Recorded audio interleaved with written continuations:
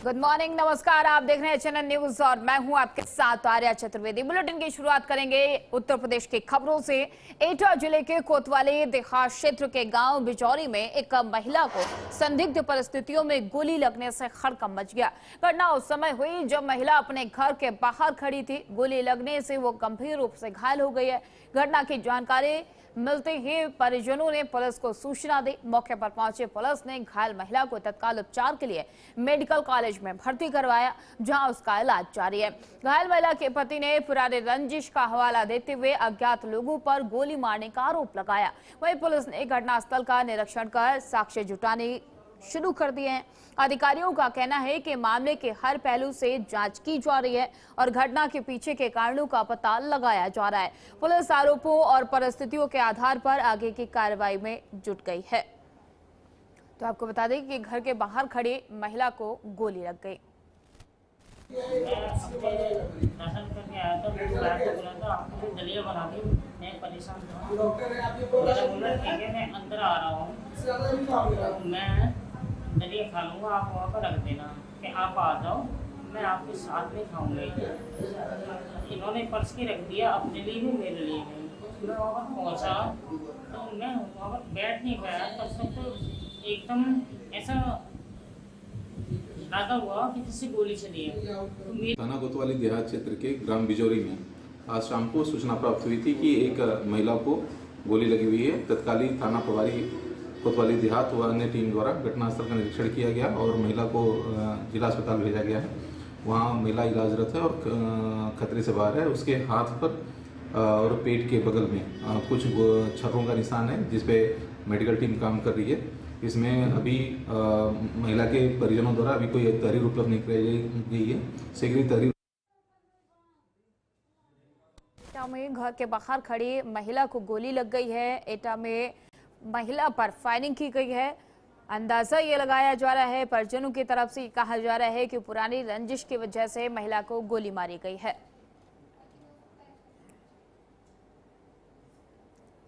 तो आपको बता दें कि घर के बाहर ये महिला खड़ी थी और कुछ लोगों ने गोली चलाई, जिससे महिला घायल हो गई है। इलाज के लिए अस्पताल में महिला को भर्ती करवाया गया। हालत महिला के फिलहाल गंभीर बताई जा रही है। पुलिस अब हर एंगल से जांच कर रही है। आसपास के सीसीटीवी फुटेज भी खंगाले जा रहे हैं, लेकिन महिला के परिजनों की तरफ से आरोप है कि पुरानी रंजिश के चलते महिला पर कुछ लोगों ने गोली चलाई है। अब पुलिस ये जानने की कोशिश कर रही है, ये जांच कर रही है कि वो कौन लोग हैं जिन्होंने महिला पर गोली चलाई।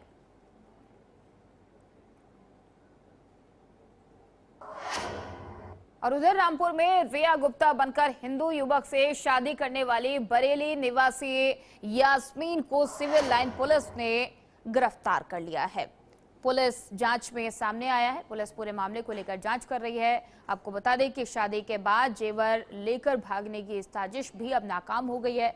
रिया बनकर शादी करने वाली यास्मीन को फिलहाल पुलिस ने गिरफ्तार कर लिया है। रामपुर में लुटेरी दुल्हन का पर्दाफाश किया है पुलिस ने। फर्जी पहचान से शादी, और अब इस पूरे मामले को लेकर पुलिस ने जांच पड़ताल की, तब पता चला कि ये रिया नहीं बल्कि यास्मीन थी और फर्जी तरीके से यह शादी की गई। हालांकि अब पुलिस पूरे मामले को लेकर जांच पड़ताल कर रही है, लेकिन लुटेरी दुल्हन को फिलहाल गिरफ्तार कर लिया गया है। अब ये पता लगाने की कोशिश पुलिस कर रही है कि इस लुटेरी दुल्हन के गैंग में और कितने लोग शामिल हैं, किन किन लोगों से इस तरीके की धोखाधड़ी हो चुकी है।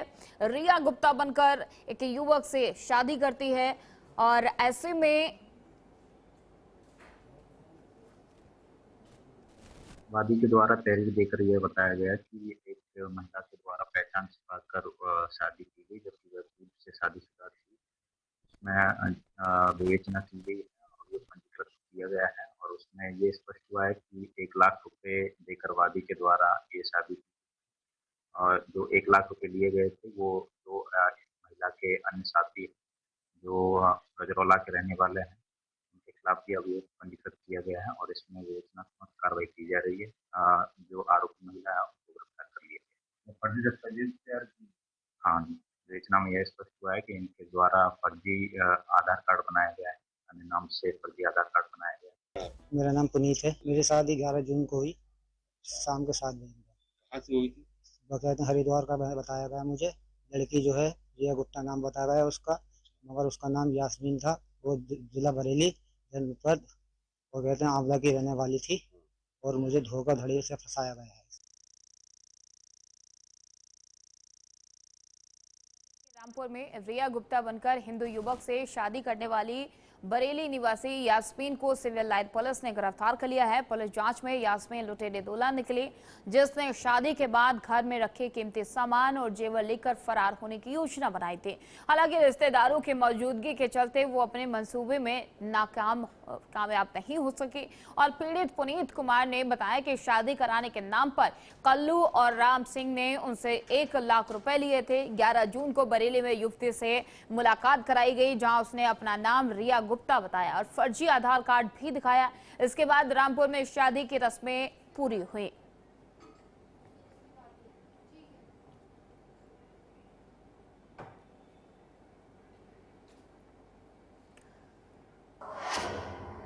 और उधर मुरादाबाद के ताजपुर में आयोजित समाजवादी पार्टी के पीडीएस सम्मेलन को लेकर नया विवाद खड़ा हो गया। जिले की एकमात्र महिला सांसद रुचि वीरा की कथित उपेक्षा को लेकर राजनीतिक गलियारों में चर्चा तेज हो गई है। आरोप है कि सम्मेलन के प्रचार प्रसार के लिए लगाए गए पोस्टर और बैनरों में सांसद का फोटो शामिल नहीं किया गया।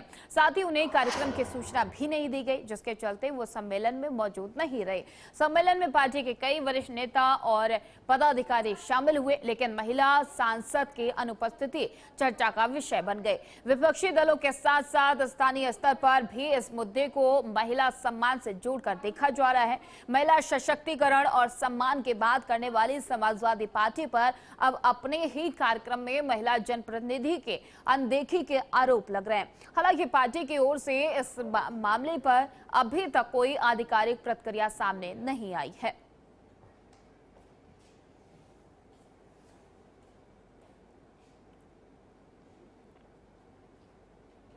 तो आपको बता दें कि सपा के पीडीएस सम्मेलन में महिला सांसद की अनदेखी की गई है, जिसको लेकर अब तमाम सवाल खड़े हो रहे हैं। दरअसल एक कार्यक्रम था, उस कार्यक्रम में मुरादाबाद में महिला सांसद को ही नहीं बुलाया गया, ना तो उनके पोस्टर लगाए गए, ना उनको इसकी जानकारी दी गई और ना ही उनको इन्विटेशन दिया गया, जिसको लेकर अब महिला सम्मान पर बहस एक बार फिर से छिड़ गई है। क्योंकि एक तरफ जो सपा पार्टी है वो लगातार महिलाओं के सम्मान का जिक्र करती है, बात करती है, लेकिन ऐसे में अब सवाल ये खड़ा हो रहा है कि अपने ही प्रतिनिधि को आखिरकार क्यों नहीं बुलाया गया। लगातार सवाल खड़े हो रहे हैं क्योंकि मुरादाबाद में सपा का एक सम्मेलन था, उस सम्मेलन में महिला सांसद को इनवाइट नहीं किया गया, पोस्टर में उनका कहीं भी जिक्र नहीं किया गया। फिलहाल रुकेंगे एक छोटे से ब्रेक के लिए, जल्द होंगे हाजिर। देखते रहिए CNN न्यूज।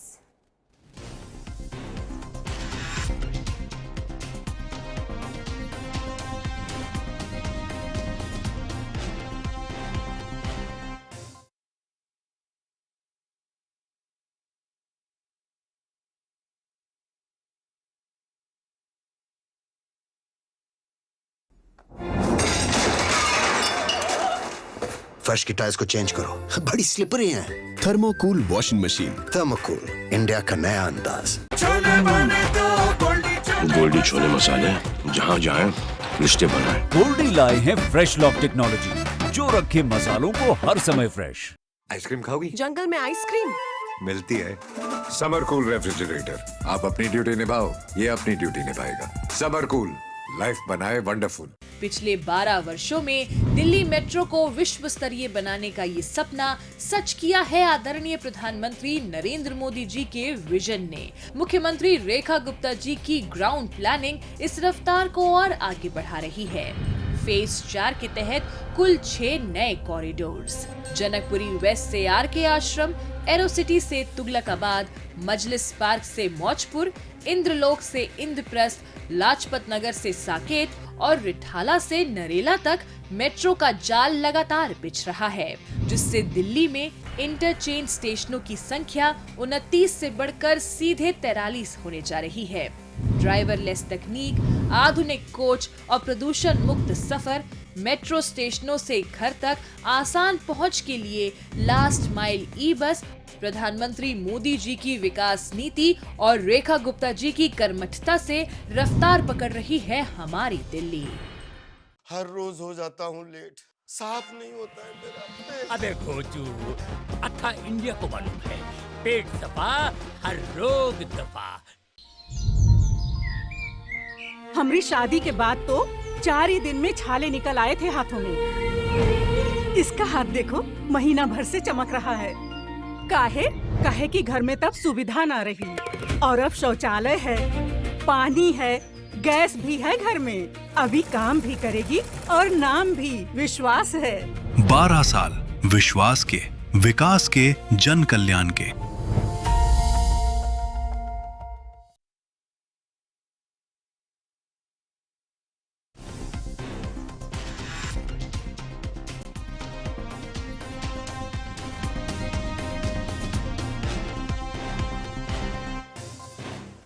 अब ब्रेक के बाद एक बार फिर से आप सभी का स्वागत है। खबरों में आगे बढ़ेंगे। नोएडा में कुरियर फ्रेंचाइजी के नाम पर करोड़ों की ठगी का आरोप सामने आया। थाना फेज 1 क्षेत्र के सेक्टर 2 स्थित एक निजी कंपनी पर 100 से अधिक लोगों से धोखाधड़ी करने का आरोप लगा है। पीड़ितों का कहना है कि कंपनी ने ऑनलाइन शॉपिंग कंपनियों के साथ काम कराने और हर महीने लाखों रुपए कमाने का भरोसा देकर कुरियर फ्रेंचाइजी बेचने का दावा किया है और इस झांसे में आकर लोगों ने लाखों रुपए निवेश कर दिए। आरोप है कि न तो फ्रेंचाइजी दी गई और न ही पैसा लौटाया गया। शिकायत मिलने के बाद पुलिस ने जांच शुरू कर दी है और कंपनी से जुड़े लोगों से पूछताछ की जा रही है। तो आपको बता दें कि मुनाफे का सपना दिखाकर लाखों रुपए ऐंठ लिए गए हैं। नोएडा में फर्जी कंपनी पर अब पुलिस ने जांच शुरू कर दी है। कुरियर फ्रेंचाइजी के नाम पर तमाम लोगों से 100 से ज्यादा लोगों से धोखाधड़ी की गई है, लाखों रुपए ऐंठे गए हैं। उनको भरोसा दिलाया गया कि आप जितना इन्वेस्ट करेंगे उससे ज्यादा आपको मुनाफा होगा, आपको फ्रेंचाइजी दी जाएगी।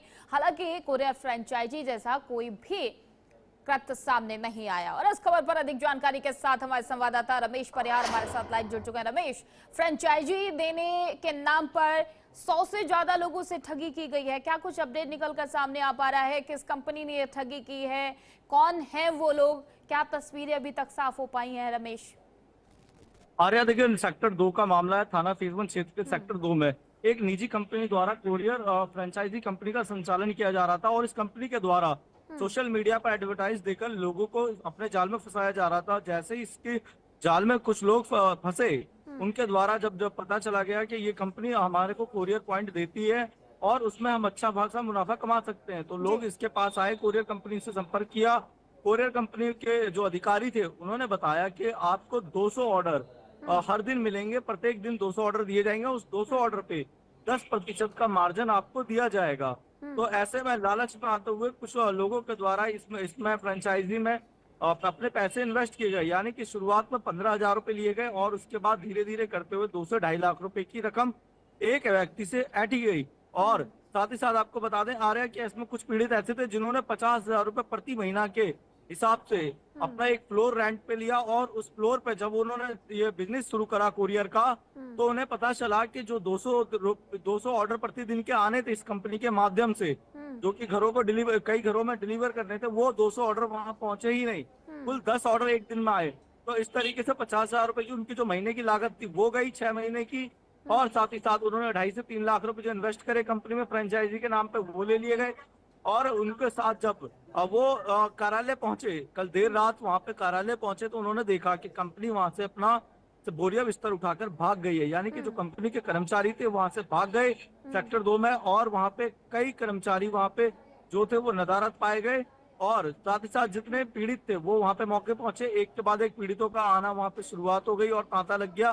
तकरीबन 100 से अधिक लोगों के साथ इन्होंने ठगी की फ्रेंचाइजी के नाम पे और करोड़ों रुपए की ठगी की। आ रहे ऐसे में कहीं ना कहीं बड़ा सवाल उठता है कि जो सोशल मीडिया पे एडवर्टाइज होते हैं, तो इन एडवर्टाइजों पे विश्वास करना थोड़ा मुश्किल हो जाता है।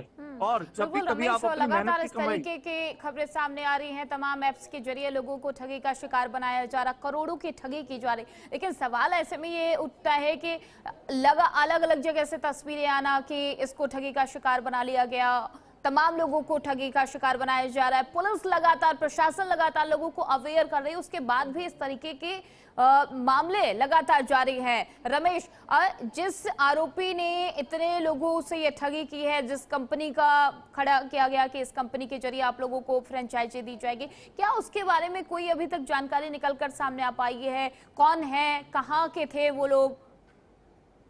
देखिए आर्या, ये जो पूरा मामला था ये एक निजी कंपनी का मामला था और निजी कंपनी में कई सारे कर्मचारी काम कर रहे थे। ऐसे में पुलिस के द्वारा इनकी शिकायत ली गई है। देर रात और जितने भी पीड़ित हैं वो एसीपी कार्यालय पहुंचे और उन्होंने पुलिस से शिकायत की, तो पुलिस के द्वारा इस पूरे मामले की कार्रवाई की जा रही है और देखा जा रहा है कि जो भी इस मामले में संलिप्त है उन सभी की गिरफ्तारी सुनिश्चित की जाएगी। और चाहे वो कहीं पे भी देश के किसी भी हिस्से में जाए, लेकिन उन्हें नोएडा पुलिस गिरफ्तार करेगी और उनके खिलाफ कड़ी कार्रवाई करेगी। वहीं पीड़ितों का कहना है कि हमसे शुरुआत में 15,000 रुपए इन्वेस्ट कराए थे, उसके बाद हमसे धीरे धीरे कई टुकड़ों में करीबन 2.5 लाख से 3 लाख रुपए कंपनी के द्वारा फ्रेंचाइजी के नाम पे लिया गया। कोरियर का जो पॉइंट होता है, यानी कि कोरियर सप्लाई करने का जो पॉइंट होता है, उसका सपना दिखाया गया और पिन कोड के माध्यम से अलग अलग कोरियर पॉइंट बांटे गए। यानी कि जिस पिन कोड में अगर एक कोरियर कंपनी का एक सेंटर है तो वो एक ही रहेगा, कोई दूसरा नहीं होगा। तो ऐसे में इन्होंने बहुत बड़ी ठगी करी। अभी तक जो मामला निकल कर आया है वो 100 लोगों का निकल कर आया है, जो 100 लोग सामने आए हैं। अभी मामले की जांच चल रही है। हालांकि इस मामले में जांच जब नोएडा पुलिस के द्वारा की जा रही है, तो ऐसे में अभी इसमें हो सकता है कि देश के अन्य इलाकों से और संख्या बढ़ती हुई नजर आए। यानी कि जो अभी 100 की संख्या है वो संख्या भी बढ़ सकती है और जो रकम है अभी करोड़ों में पहुंच चुकी है और भी इसकी रकम बढ़ सकती है, क्योंकि ये फ्रॉड बड़े लेवल पे हो सकता है। सेक्टर 2 में एक कंपनी में संचालित ये निजी कंपनी के द्वारा पूरा फ्रॉड किया गया। कोरियर फ्रेंचाइजी के नाम पे कंपनी संचालित की गई थी। अब इस संचालन पे जब ये स्थिति सामने आई कि वहाँ पे कोई है ही नहीं, बिल्कुल रमेश, और अलग अलग एप्स के जरिए, अलग अलग एड्स के जरिए लोगों को ठगी का शिकार बनाया जा रहा है और इस तरीके के मामले लगातार निकलकर सामने आ रहे हैं। बहुत बहुत धन्यवाद रमेश तमाम सारी जानकारी देने के लिए। और उधर लखनऊ में 930 कंप्यूटर ऑपरेटर यानी कि ग्रेड ए को नियुक्ति पत्र वितरण किए जाएंगे। सीएम योगी आदित्यनाथ युवाओं को नियुक्ति पत्र सौंपेंगे। चयनित अभ्यर्थियों में खुशी की लहर देखी जा रही है। 930 कंप्यूटर ऑपरेटर ग्रेड ए को नियुक्ति पत्र सौंपे जाएंगे और ऐसे में आपको बता दें कि लखनऊ में कार्यक्रम आयोजित किया गया है जहां पर 930 कंप्यूटर ऑपरेटर ग्रेड ए को नियुक्ति पत्र सौंपे जाएंगे। खुद सीएम योगी आदित्यनाथ इन युवाओं को ये नियुक्ति पत्र सौंपेंगे, जिसमें एक बड़ी खुशी की लहर देखी जा रही है। लगातार विकास, रोजगार, तमाम मुद्दों को लेकर योगी सरकार तत्पर है। एक अलग अलग कदम उठाए जा रहे हैं। विकास की राह पर एक नई लहर देखी जा रही है। चयनित अभ्यर्थियों में भी खुशी की लहर है। लखनऊ में आज ये कार्यक्रम है जहां पर 930 कंप्यूटर ऑपरेटर को सीएम योगी आदित्यनाथ नियुक्ति पत्र सौंपेंगे और ऐसे में जो चयनित अभ्यर्थी हैं वो काफी खुश नजर आ रहे हैं। उनमें खुशी की लहर देखी जा रही कि अब उन्हें नियुक्ति पत्र मिलेगा।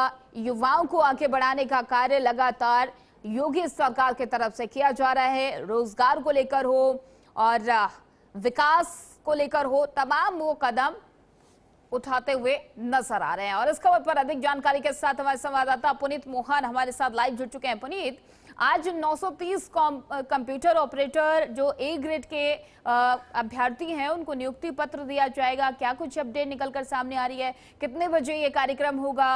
कहाँ कार्यक्रम होगा? क्या कुछ अपडेट पुनीत?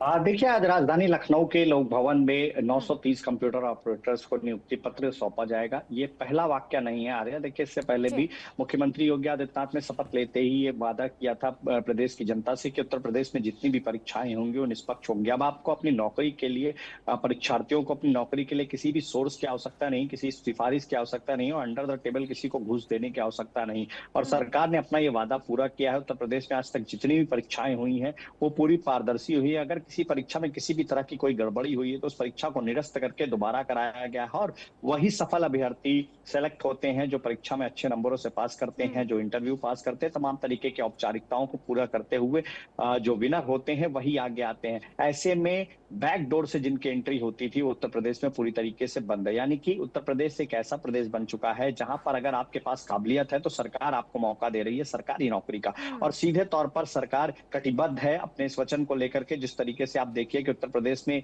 अब नीट की जो परीक्षा होगी, अब नीट की परीक्षा का पूरा विवरण आपको पता है कि अभी देश में क्या हुआ था नीट की परीक्षा को लेकर के, लेकिन अब नीट की परीक्षा लगातार उत्तर प्रदेश योगी सरकार तमाम कदम उठा रही है, चाहे फिर रोजगार को लेकर हो, विकास को लेकर हो। बहुत बहुत धन्यवाद पुनीत तमाम सारी जानकारी देने के लिए। फिलहाल इस बुलेटिन में इतना ही। खबरों का सिलसिला आगे भी जारी रहेगा, देखते रहिए चैनल न्यूज।